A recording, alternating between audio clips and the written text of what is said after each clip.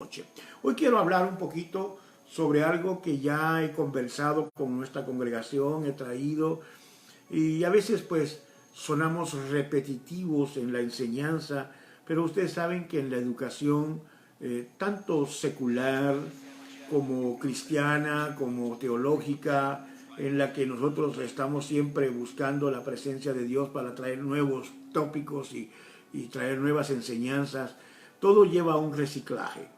Muchas veces a través de los reciclajes de enseñanza y educación nos trae a nosotros un recuerdo, traer a la memoria lo que hemos olvidado, lo que no sabemos, y es muy bueno repasarlos. Así que para algunos de ustedes esto será un repaso, para otros quizás sea nuevo, y para otros pues precisamente no sea tan nuevo, pero algunas cosas, algunos detalles quizás sí lo sean. Una de las cosas que son muy apáticas dentro de nuestras congregaciones cristianas es el poder aprender, el poder enseñar, el poder instruir a las personas a través de estudios bíblicos, conferencias, a través de seminarios, a través de pláticas. Y esto a veces causa apatía al cristiano que es emocional, diría yo, empírico, que le gusta más el movimiento interno de cada persona a buscar a Dios, y lo que se llama en sí el jubileo, el síndrome que causa el jubileo, el síndrome que causa estas campañas, estos elementos que son buenos, estos júbilos que nos hacen cantar, adorar, gritar, levantar las manos y qué sé yo, ni qué. Y a veces los dos servicios que se dan dentro de una congregación es el de oración, que es el más escaso de presencia, es el que todo el mundo casi pues le huye, no le gusta estar, es aburrido, está enzorrado, eso es para viejos, así lo he oído yo a través de los años, sin ofender a nadie. Y también pues el otro es el día del estudio, cuando se hacen estudios. Muchos dicen, no, qué monótono, que no me gusta maestro tal, que no me gusta el otro, yo prefiero que enseñe el otro. Y cuando el otro enseña y trae, dice, no, demasiado, se cree mucho, sabe demasiado, muchos términos, muchas palabras, que aquí, que pito y que flauta. Y siempre hay una excusa en la punta de nuestras lenguas para hablar de esto.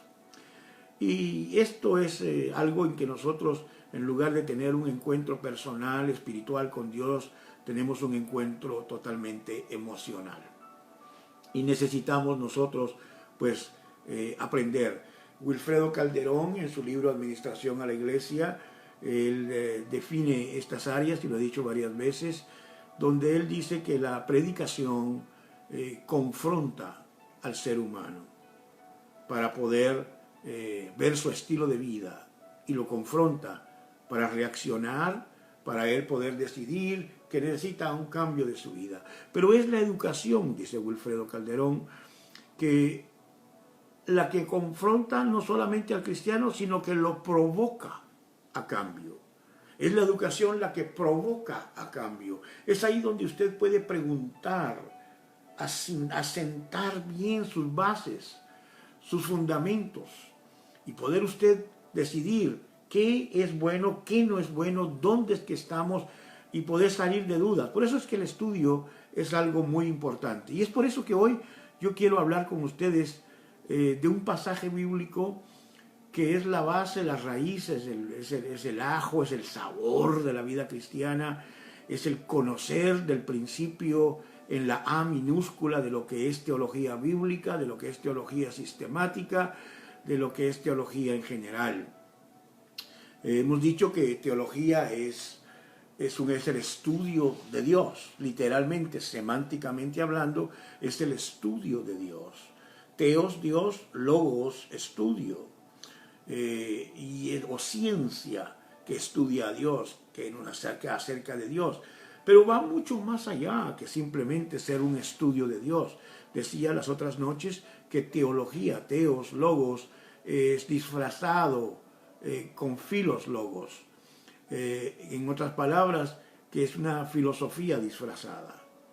¿Por qué filosofía? Porque tiene muchas interpretaciones, muchas perspectivas.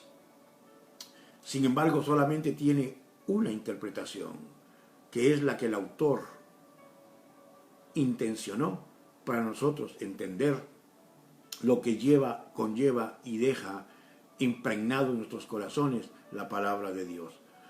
No es de interpretación individual ni única, es simplemente una intención exegética de parte de Dios con la intención de que nosotros tengamos una mejor vida y un cambio diario. Y ahí entonces que la teología va mucho más allá que una ciencia de Dios, es una filosofía disfrazada donde podemos discutir, ver las diferentes perspectivas y entrar a hablar de lo que Dios es en nuestra vida.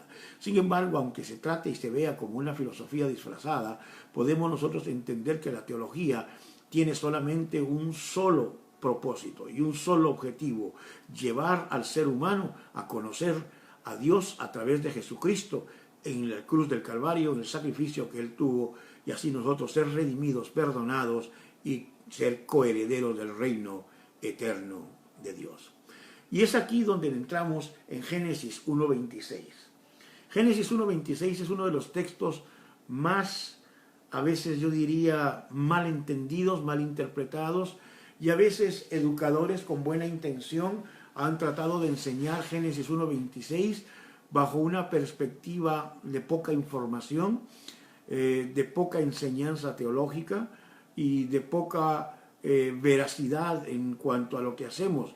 A veces nuestras intenciones de educar tienen muy buena intención, pero es muy superficial.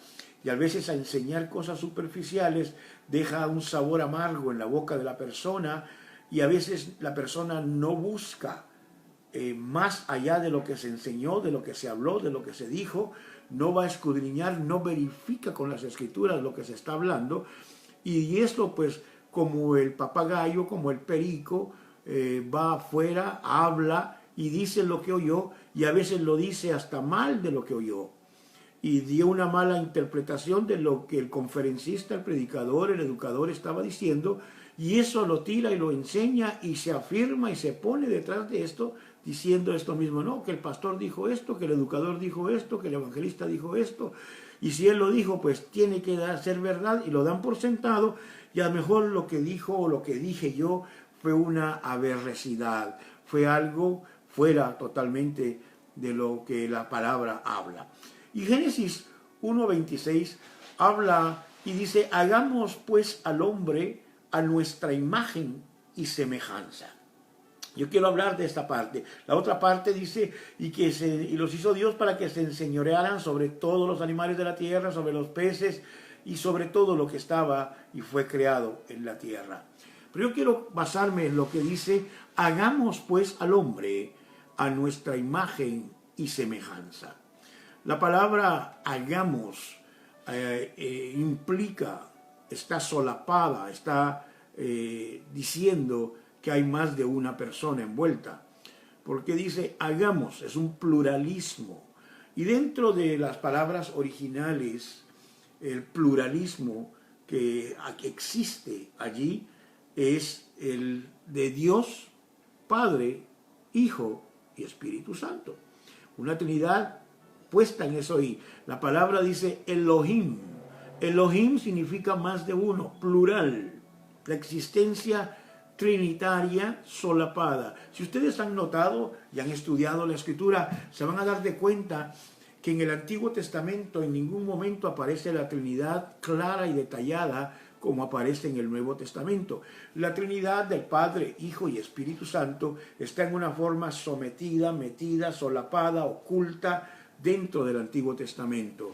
Dan indicaciones de que hay una Trinidad, dan una indicación de que aparecen tres personas en el Antiguo Testamento, pero en su claridad y en su revelación perfecta de Dios es que aparece en el Nuevo Testamento. En el Antiguo Testamento usted oye mucho a Yahweh, usted oye mucho a Jehová, usted oye mucho al ángel, del ángel de Jehová, que se hace manifiesto. Habla cuando dice, y el Espíritu de Dios vino sobre el profeta, vino sobre Sansón, y el Espíritu descendió y habló. Habla de esto, pero no es una forma explícita como lo dice en el Nuevo Testamento. Es en el Nuevo Testamento, en el tiempo en que Jesús va a ser bautizado por agua, cuando se ve claramente la manifestación de la tercera persona, de las tres personas.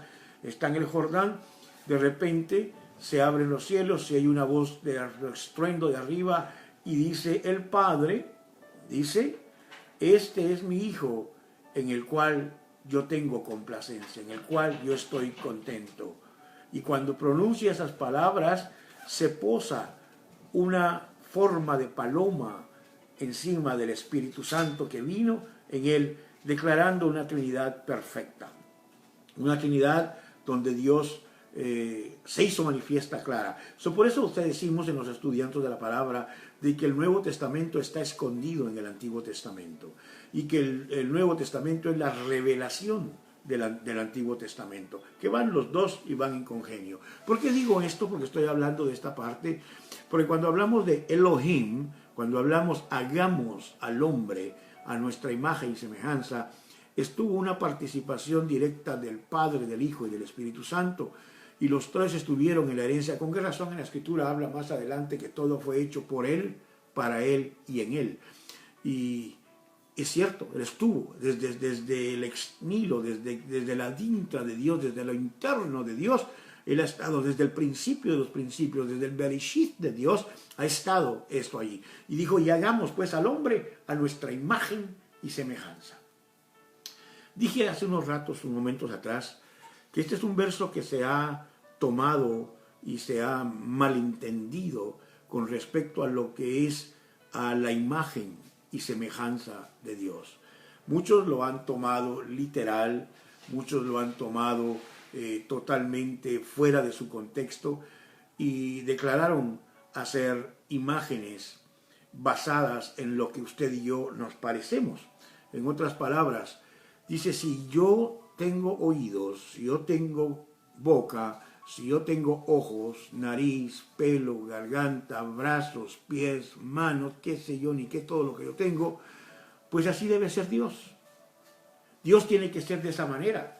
Porque ahí dice la Escritura, si usted está tomando esto literal, dice, hagamos pues al hombre a nuestra imagen y semejanza. Eso quiere decir que Dios tiene ojos, nariz, oídos, pelo. Y así a veces nos han enseñado a nosotros. Porque dice que ahí lo hizo de esa manera. Yo quiero desviarme un poquito de allí, de esa enseñanza, con buena intención, pero con poca información. No es lo correcto. Dios no tiene ojos, ni manos, ni oídos, ni nariz, aunque en la Biblia hable de antropomorfismos. Un antropomorfismo son aquellas expresiones que utiliza el hombre para poder expresar lo que Dios hace, hizo, y nosotros podamos entenderlo. En otras palabras, darle a Dios formas de hombre para nuestro entendimiento. Déjeme darle a usted un ejemplo de lo que estoy hablando, de un antropomorfismo. Y dice que Moisés vio las espaldas de Dios. Dios no tiene espaldas físicas. El escritor, el mismo Moisés, está hablando de lo que vio fue una parte, una aura de Dios. Y la única manera que él pudo explicarlo fue a través de un antropomorfismo, las espaldas de Dios. Y Dios hizo al hombre con sus propias manos. Está hablando de un antropomorfismo, darle formas de hombre a Dios para poder entender lo que hizo. Lo formó del barro, lo creó con sus propias manos. Dios todo lo creó por palabras.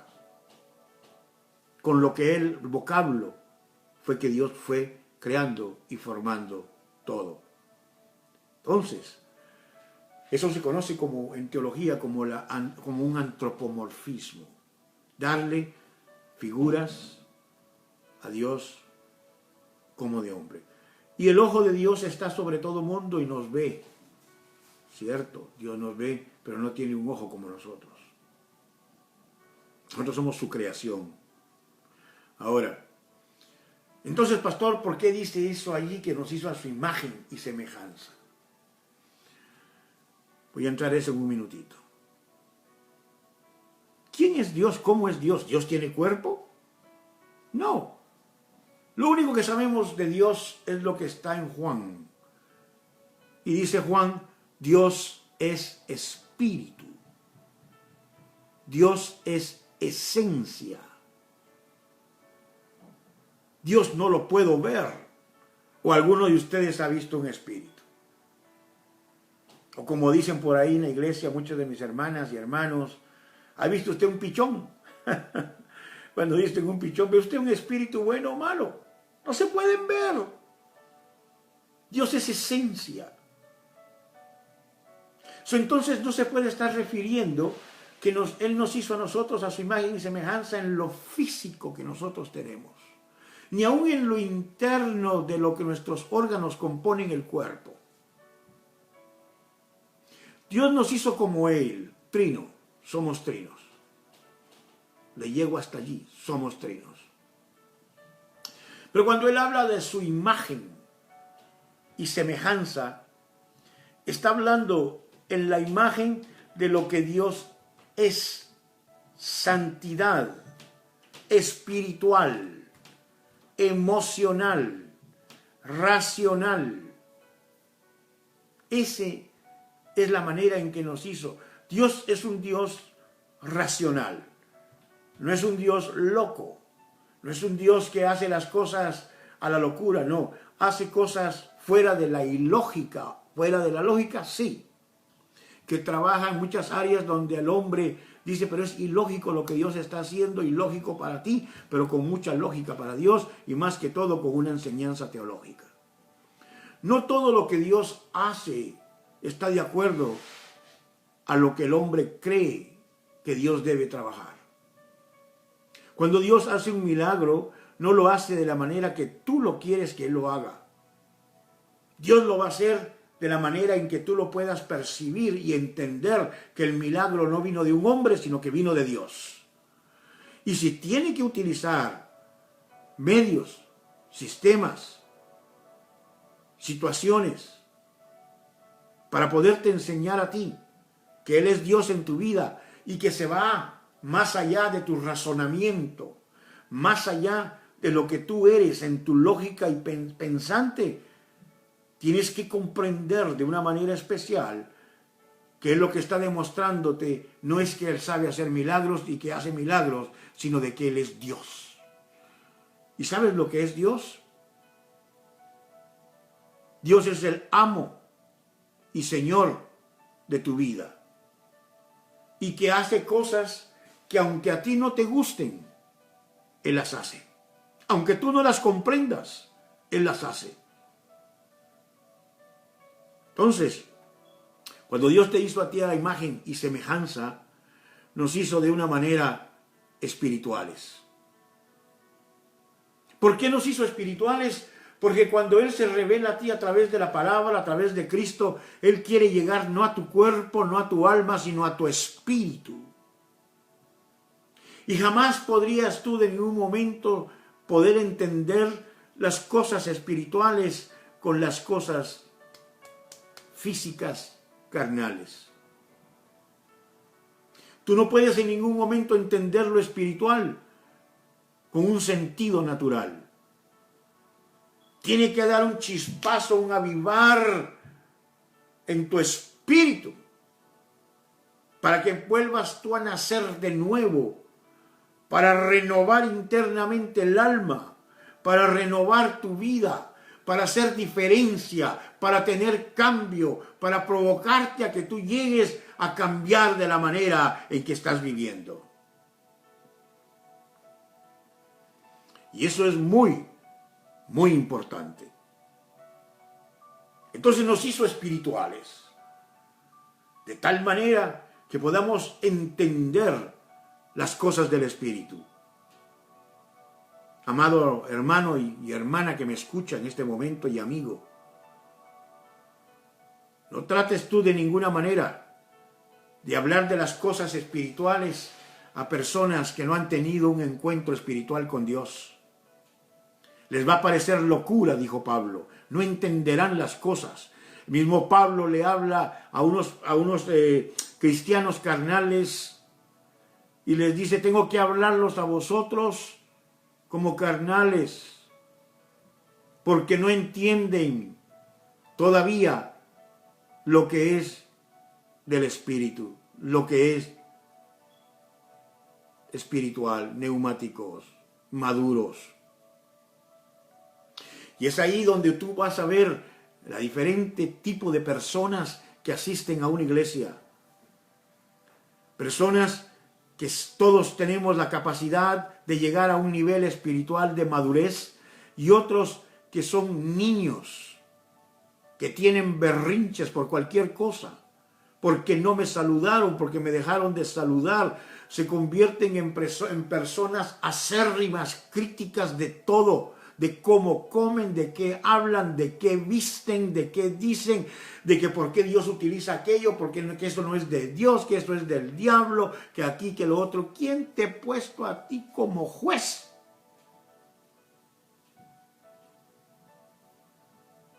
Si todos tenemos y fuimos creados por Dios, hagamos pues al hombre a nuestra imagen y semejanza. Todos espirituales.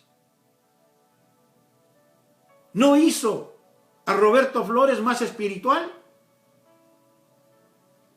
que a Panchita o que a Tiburcia?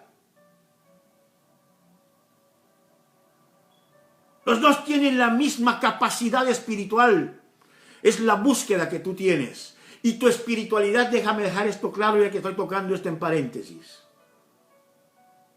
Tu espiritualidad no se demuestra ni con tanto que tú ores, ni mucho que ayunes, ni mucho que leas la Biblia y te sepas el Génesis hasta el Apocalipsis de memoria, ni tampoco la mucha repetición de ritos ni mitos religiosos.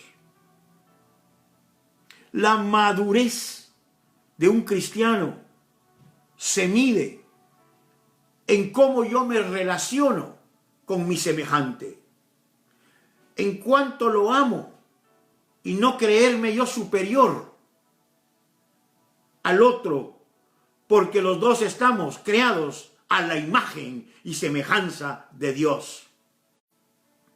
Es allí que se muestra la madurez espiritual, cuando yo pongo la imago Dei. La imago Dei significa la imagen de Dios. Cuando yo puedo ver a una persona, por más ignorante, malcriada, repugnante que sea, y yo pueda verla con los ojos de Dios, y no con los ojos naturales míos, con la imago Dei. Reconocer que tiene el Espíritu de Dios, que fue creada a ese nivel, semejante a Dios. Ese es el problema que tenemos en nuestras congregaciones, porque nos autollamamos espirituales. Yo tengo en la iglesia a una profetisa que me habla todo el tiempo, o un profeta que me está diciendo todo el tiempo, y dice que yo soy súper, hiper, mega espiritual. Creo que es necesario que bajes un gradito de donde estás, que te vas a caer. Leía un posting, creo que lo puso la hermana Lisbeth hoy, donde decían, había un grupo de personas aguantando una torre humana que está hasta arriba, y decía el posting, Si se mueven los de abajo, se caen los de arriba. No sé si usted me está entendiendo lo que quiero decir. Si se mueven las personas que están aguantando, que son las columnas, al que está arriba, se cae. Tú que te crees muy espiritual, no te olvides quién te está aguantando abajo. No muerdas al que te da de comer, el que te mantiene. Porque a veces dices, ay, yo soy independiente, a mí el que me mantiene es Dios. No es eso. Es que a ti te mantienen personas que están constantemente orando por ti. Y si esas personas dejaran de orar por ti, tú vas a caer como un plátano abajo. ¿Sé por qué digo estas cosas? Pero es la realidad de la vida. Nadie es superior espiritualmente. Nadie. Todos tenemos un mismo nivel espiritual. Hagamos pues al hombre a nuestra imagen, como nosotros somos. Voy a ir un poquito más allá. ¿Me dan tiempo? Ya estamos, creo que, en el tiempo de terminar. Pero es que hay mucho que hablar. Aquí sí que hay tela que cortar. Pero como no hay escuela mañana, ¿verdad? Los niños no tienen escuela, así que aguanten un minutito. Mira, iglesia. Todos en la creación de Dios fueron creados a su imagen y semejanza, incluyendo a nuestro hermano mayor. Ya la iglesia local sabe quién es nuestro hermano mayor. Aunque a usted no le guste que yo le diga eso, pero es la verdad. Satanás es nuestro hermano mayor por creación. A él fue creado un ser espiritual. Es más, su nombre es Luzbel, luz bella, mano derecha de Dios, encargado totalmente de la adoración a Dios. Él era el ministro de adoración y alabanza allá. Y lo creó espiritual, tal y como lo creó usted, Dios. Dios nos creó espirituales a su imagen y semejanza. Sin embargo, activa la maldad, Luzbel, y dice, yo soy tan espiritual como Dios, y si no, hasta mayor que Dios. ¿Ve? Esto no es de aquí de la tierra, esto es desde el cielo. Y Dios le dijo, así con que te crees súper espiritual, con que te crees igual a mí, o hasta mejor y mayor que yo. ¿Qué hizo Dios? De donde él se creía que estaba trepado, lo arrojó al abismo y cayó como un plátano, por así decirlo, y creó un caos donde él cayó. Porque la persona que se cree súper, hiper, mega espiritual, cuando cae, viene a ser un caos en su vida. Entonces, esto no empieza de acá, esto es desde allá. Hagamos pues al hombre a nuestra imagen y semejanza, espiritual. Y con un propósito Dios los creó de esa manera. Para que enseñoree sobre los peces, sobre las aves, sobre los animales de la tierra, sobre toda la tierra. El hombre está para enseñorearse. Enseñorearse es no que se sienta más grande que, sino para que la administre, que todo está a su disposición para él, para que él pueda tomar decisión de todo lo que hay. Él no dice para que te sientas superior.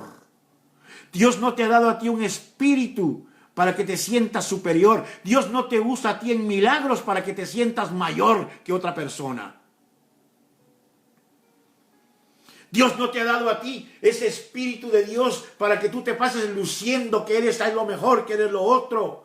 Ni tampoco para que empieces a medir a las personas porque no actúan, ni hablan, ni oran, ni piden como tú lo haces. Por lo tanto, declaras como ellos no oran, ni cantan, ni leen la Biblia, ni trabajan en la vida espiritual como tú la trabajas, empiezas tú a juzgar y dicen, esas son carnales, esos no tienen el Espíritu de Dios. Tú no eres quien para sojuzgar, porque todos fuimos creados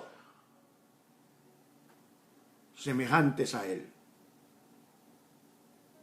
Ahora, que unos que otros Dios los utilice, y el hecho de que Dios utilice a una persona no garantiza su nivel espiritual. El nivel espiritual es a través de tu madurez, de la búsqueda secreta y de la búsqueda segura, sincera que tengas de corazón con Dios. Dije a ustedes que a muchos no les iba a gustar esta parte que estoy hablando, pero tengo que hacerlo porque es mi obligación, es mi responsabilidad como educador y pastor, poder hablarles sobre hagamos pues al hombre a nuestra imagen y semejanza. Así que esa enseñanza que nos han dado tan superficial de que Dios tiene brazos, ojos, nariz. Sí, pastor, porque en cierta ocasión él dijo que el pecado le había llegado hasta las narices. Vuelvo y repito, antropomorfismo. Antropomorfismo. El antropomorfismo es figuras que le da el escritor a Dios para que nosotros entendamos. Lo que está diciendo es que ya Dios se hastió de tanto pecado. Génesis 6 también habla y dice, y se arrepintió Dios de haber hecho el hombre. Dios no es hombre para arrepentirse. La introducción es, y Dios se dolió, demostrando que Dios tiene emociones, que reconoce, que sabe que el ser humano está hecho de emociones. Eso no se moleste, mi querido hermano. Voy a salirme un poquito de lo espiritual y entrar a las emociones del ser humano, porque Dios nos hizo a nosotros emocionales. Dios conoce, mi querido hermano, que usted van a haber días en que va a amanecer con el corazón compungido, melancólico, tristón, con ganas de llorar. Otros días va a amanecer cantando, alegres, habitantes de toda la tierra, dando salmos, salterios y arpas y gritos y alabanzas y júbilo y tocando bocina. Emocional. Y hay otros días que se va a levantar como está el clima afuera. Si está nublado, también usted está nublado. Si está soleado, usted sonríe un poquito. Si está lloviendo, se pone usted a empaparse un poco en sus propias melancolías.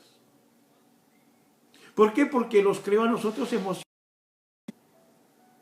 Solo se sienta usted menos espiritual porque está triste. No se sienta usted menos espiritual porque llora. Hablaba y decía que Dios nos creó a nosotros y nos dejó a nosotros en una manera emocional. Nos formó a nosotros con emociones. Podemos llorar, podemos reír, como lo hizo Jesús como hombre.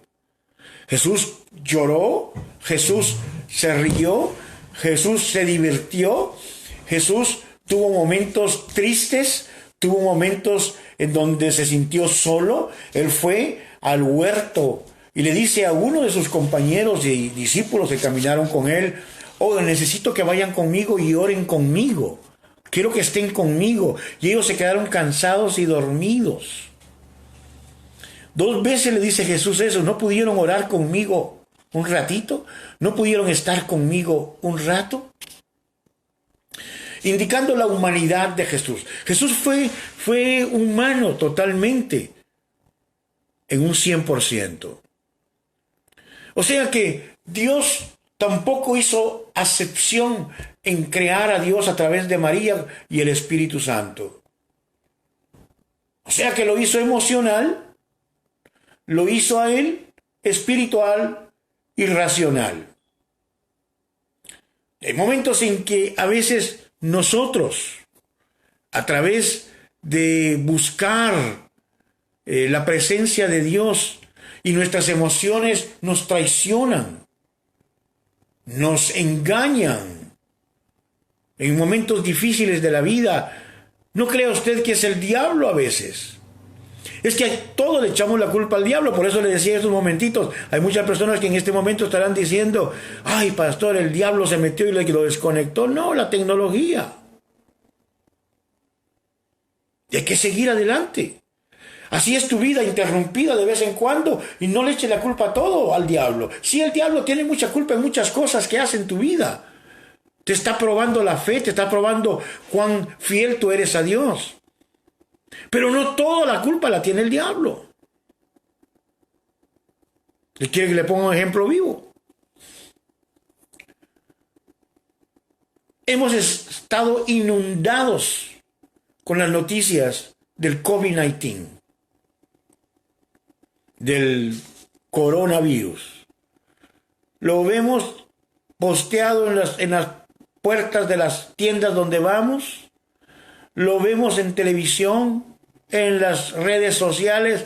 Estamos hasta aquí del coronavirus. El que no sabe de coronavirus hoy en nuestras ciudades es muy raro. Y las prevenciones son: lávese las manos.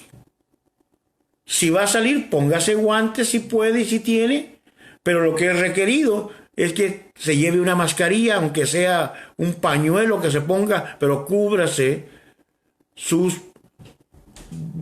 boca y su nariz, para no poder contaminar a otras personas o usted mismo recibir esto. ¿Verdad que así está la cosa? Sin embargo, usted va a la tienda, va al supermercado, y es con gran sorpresa que yo me doy cuenta que hay docenas de personas sin mascarilla. No mantienen el espacio de 6 pies de distancia, ni mucho menos tienen guantes, y se pasan así con la cara todo el tiempo.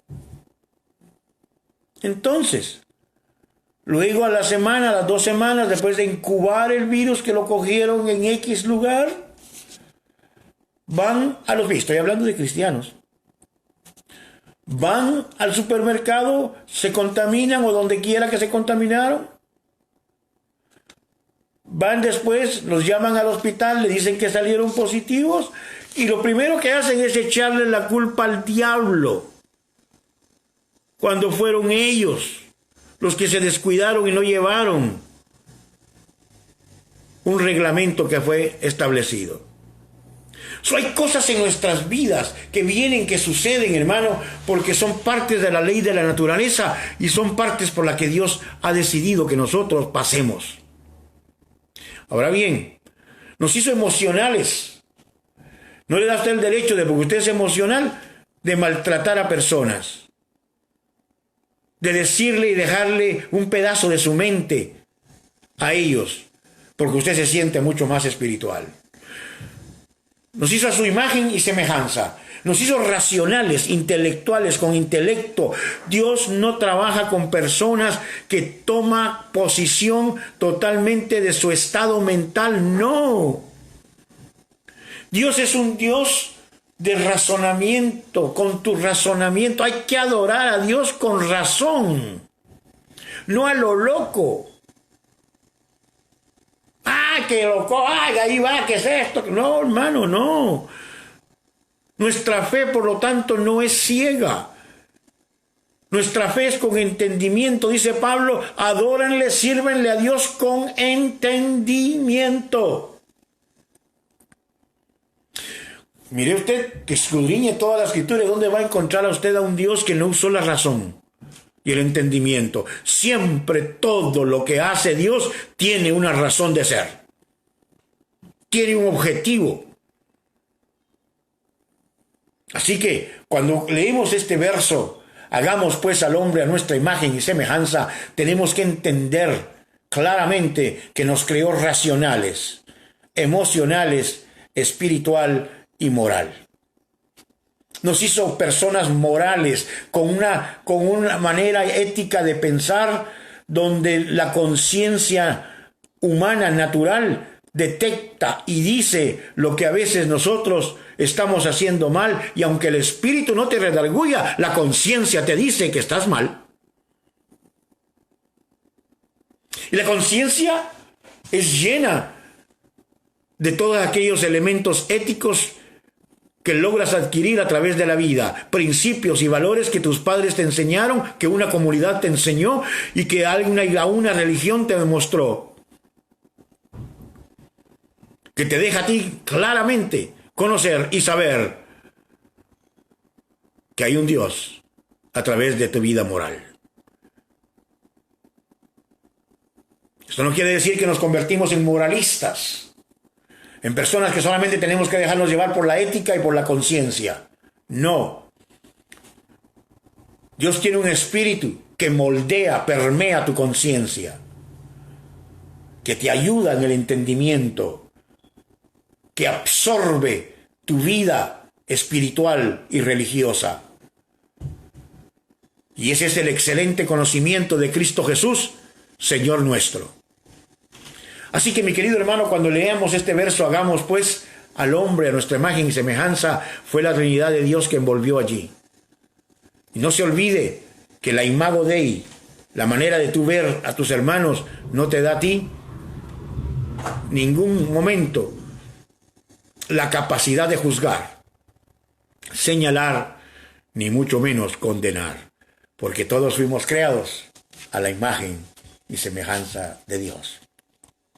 Gracias, iglesia, por condescender conmigo. Gracias por apoyarnos en estos momentos de estar y entrar a los estudios bíblicos o a las reflexiones bíblicas o cápsulas, como usted desea llamarles. Sí, me he reservado un poquito de no caer dos diarias en la tarde. Estoy tratando de coger un descanso para poder ser más eficiente en esto. No quiere decir que me olvidé. Estaré trayendo también por la tarde, yo estaré anunciándole a ustedes cuándo es y cómo es que vamos a estar en esto. Oren mucho por este miércoles 20, que en este estado se va a abrir parcialmente, aunque hoy ya acaban de anular la apertura de los salones de belleza y las barbershop, que creo, para mí, lo personal, es lo mejor. Creo que estamos muy pronto para esto. Aquí en New Britain, este domingo, ayer, surgieron 14 casos más. Sigue avanzando los números y esperamos que todavía demos tiempo, hermano. Confiar de que Dios tiene el control de todo. Así que Dios me los bendiga, Dios me los guarde. Les amo. No se olviden de orar por Efraín, por favor, por la hermana Mirna, por los demás hermanos. Que Dios siga bendiciendo sus vidas y hacia adelante. Y nos vemos mañana, si así el Señor lo permite. Muy buenas noches, Dios me los guarde y hasta pronto.